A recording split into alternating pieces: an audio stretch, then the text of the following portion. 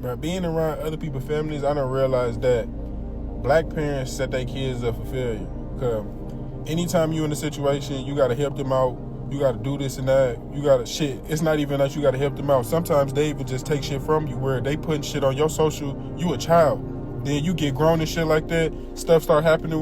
You start wanting to get your shit together and stuff. Get a house, car, things like that. You go to check your credit. Shit already fucked up to where it's not zero. It's already shit on your credit, sitting on your credit from your fucking parents because they using your shit, going into your shit, going in your pockets and shit like that, to where it could be situations where niggas going to court fighting back and forth with you, going to therapy, all this other stuff, and you got to deal with this as a child, and motherfuckers using the money to go out to the club, get new cars, get new clothes, do stuff, and you ain't seeing none of this shit. You ain't getting no school clothes.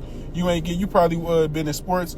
They not taking you on field trips. Like they're basically saying you ain't got no money for field trips and shit. But it's money coming in. You just not seeing that shit. Get to a point to where you start growing up and seeing other people, growing up and shit, other cultures of people growing up. You see they people set them up. They, if they need to, they can stay in the house till 30. I know motherfuckers right now, 20-something and shit, staying with their parents, racking up, money and shit. They just saving up all this cash and shit. They got thousands of dollars saved up, and their parents not saying nothing about it. They just save all this money and shit, do what they want to do. Get to the point to where they get comfortable, and then they move on. And then they financially stable enough to take care of themselves. They don't have to keep going back and forth between their parents and shit like how black people think, where it's like, oh, I'm not finna help you because then you always think I'm gonna help. Then you always gonna come back to me. You always gonna be asking me for help. But then you're asking me for help.